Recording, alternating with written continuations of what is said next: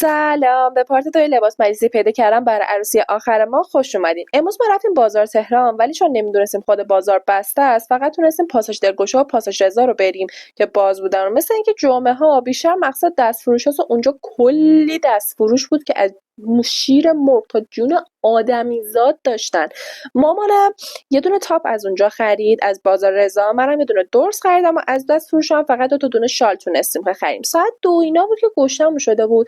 رفتیم مسلم ناهار بخوریم. مسلم کیفیت خوبی داره اما سرویسش واقعا افتضاحه. دو تا خانم پشتمون نشسته بودن که ببین یه کیسه بزرگ نون لواش پشتشون بود، بعد هر 5 دقیقه یه بار داشتن از اون کیسه نون لواش برمی‌داشتن می‌ذاشتن تو کیفشون. کل رستوران که هیچی، حتی کارکنای اونجا هم پشماشون ریخته بود و داشتن چپ چپ نگاهشون می‌کردن ولی اصلا برای خودشون نمی‌آوردن. نظر شما راجع به این کار چیه؟ من که واقعا دوست ندارم. لایک سابسکرایب یادتون نره.